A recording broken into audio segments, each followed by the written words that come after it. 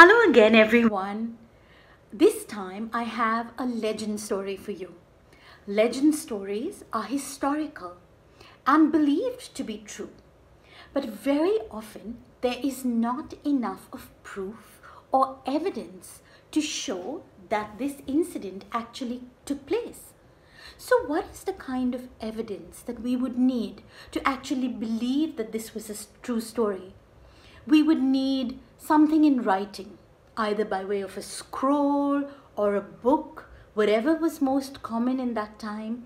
It could be a statue to commemorate the incident. It could be a small little plaque on which is written a little bit of detail of this incident. The plaque could be of marble or it could be of metal. But at the end of the story, I would like you to think over it and see if you find any similarities to this story and what we are going through today. The story happened in Germany in 1140 when King Conrad III ruled over a sizable portion of Germany. The king, while he was the head, had plenty of dukes who helped him rule this vast area. The dukes were given a little territory which they governed, and the farmers over who they governed would come and pay taxes to the duke. The duke in turn would collect these taxes and take them to the king. And the taxes that the dukes paid the king in those days was known as a tribute. The Duke of Welf was a very wealthy duke, and he ruled over an area in which there was a small town named Weinsberg. Very close to Weinsberg stood his castle, which was a strong fortified castle surrounded by high walls on all sides. Do you know what the walls of a castle are called? They are known as ramparts or battlements. Very often in movies you'll see the soldiers on top of the wall or the archers from little vents shooting out at the army outside.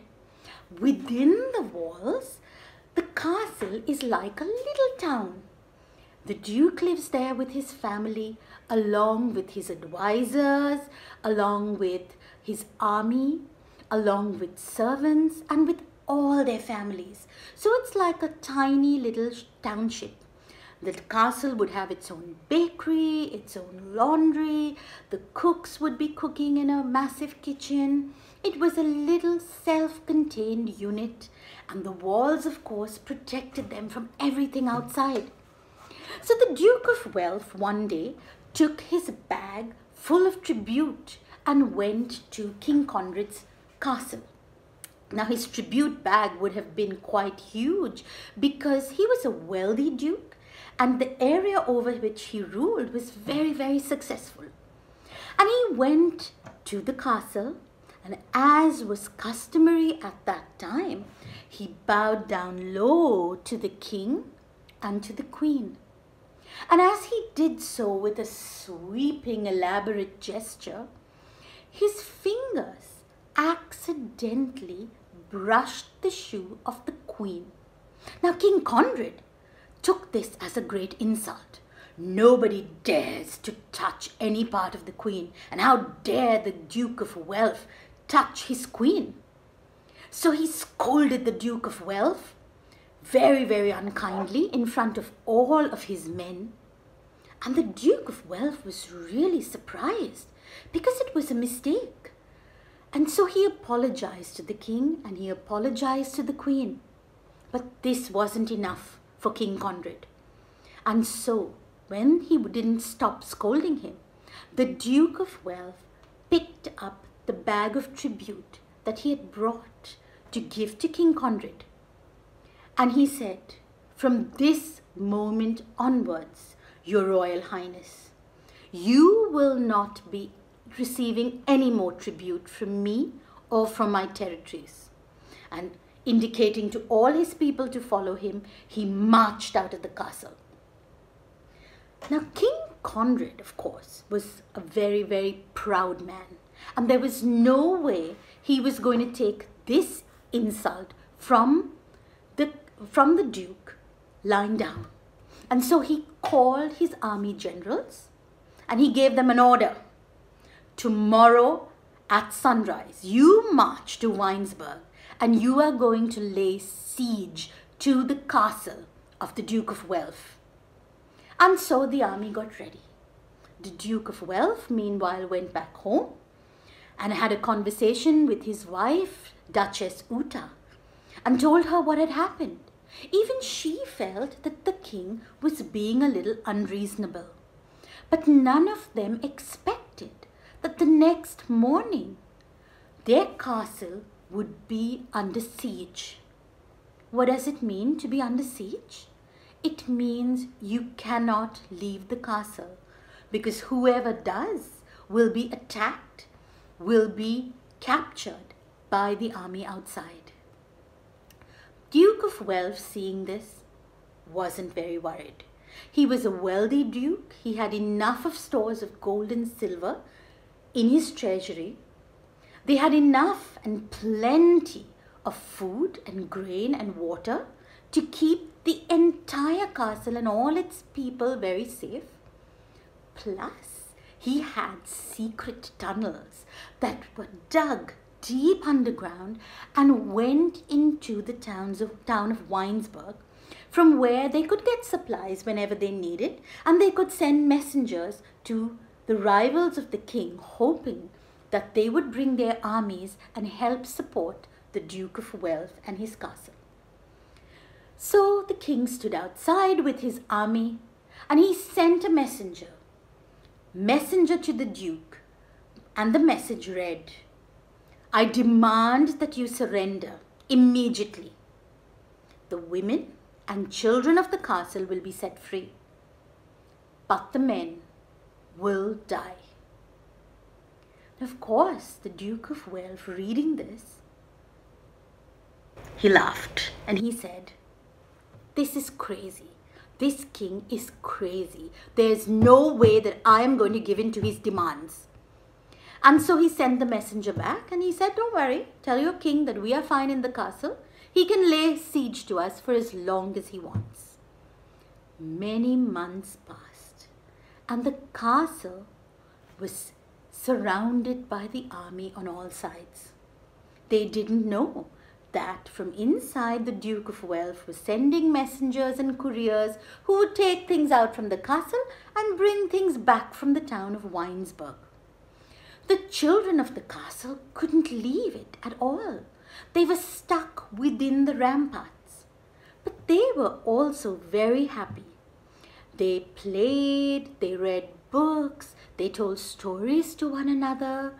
They developed hobbies, making their own toys, making a little bit of craft, looking after their younger siblings, helping their parents in the chores around the house, cleaning and washing, and also cooking and chopping vegetables. In the evening, they would get together and sing songs, make plays and skits, and they had a great time. This siege almost seemed like a blessing because they were all together, all spending time with each other, and all coming up with ideas of different things that they could do to enjoy the siege. But outside, the king was getting restless. Inside, the Duke realized that his stores and his water supply was running low. But of course, with the couriers and the messengers going through the tunnels, he kept getting little bit of supplies back to the castle. The king now thought long and hard, and he said, "Enough is enough. How long will I keep my army here?" And so he sent another message to the Duke of Welf that he needs to surrender as soon as possible. The Duke was stubborn. He didn't want to. And so the king, realizing that the Duke probably has some other way of maintaining the balance within the castle, sent scouts to look for secret tunnels and passages all around the castle. The scouts found many tunnels. They blocked them and they guarded them. And so the couriers that had gone out to the town of Weinsberg to pick up supplies couldn't come back in. Now they were really, really worried and troubled within the castle. They really didn't know what to do. And so the women came up with an idea. They all sat around and called for a meeting. The Duke sat there, the Duchess Uta was sitting in there, all the people, the generals, the advisors, the army, and even the children, all of them put their heads together to come up with a plan. And when they finally did, they were hoping, fingers crossed, that this would work. And so the women sent a letter to King Conrad, who was outside with his army. And the letter read, "We, the women of the castle, humbly realize that our fate is in your hands. We ask only that you allow us to leave at sunrise tomorrow with our children and with whatever belongings that we can carry on our backs. For this, we entreat you and submit our lives to your mercy." At first, the king was a bit angry, and he thought, the women of the castle are writing to me. Why couldn't the Duke send one of his advisors? And then he thought, this is a chance for me to be seen as a very, very kind and merciful king. And so he thought, if I let the women and children go, how much will they carry on their back? The Duke of Welf has a huge treasury full of gold and silver. So I will still have access to that, just like my first demand, where I said the women and children would be set free and the men would be, well, so he agreed to this demand. Inside the palace, there was a lot going on. And the next morning, when the sun came up, the drawbridge of the castle came down. And out came the women with their children and with whatever belongings they could carry on their backs, as was agreed by the king.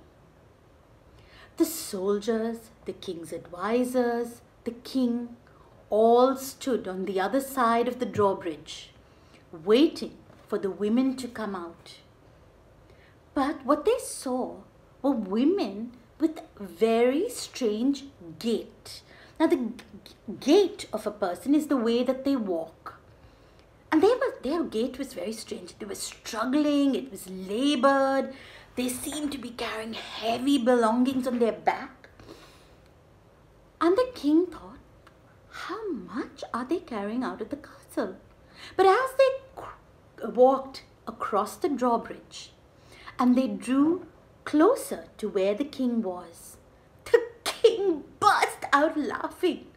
For on their backs were not sacks full of things that they needed for another life, but clinging on their backs for dear life were their husbands. And when the king saw this, he thought the women were very, very clever to come up with a plan like that. The king's advisors, however, were not very enamored with what the women had done. And so they demanded that these women be named traitors and executed immediately. But the king stopped them. He said, no, I gave my word that they could leave the castle with their children and with whatever they are carrying on their backs. And so, as a king, I have to keep my word. I cannot break a promise that I have already made. And so he set the women, the men, the children, and the Duke of Welf free. And in honor of these very clever women, he renamed the castle of the Faithful Wives. This castle is now in ruins, but the story that it tells is still as alive as ever. The Duke of Welf, in turn, pledged his loyalty to the king and always served him, fighting his wars for him and continuing to pay tributes to King Conrad. I hope you enjoyed this story as much as I did sharing it with you. And if you did, do share it. I would like many people to hear from it, especially at this time when we are all at siege in our own houses, by somebody not called Conrad, but by something called Corona. So take care and stay safe.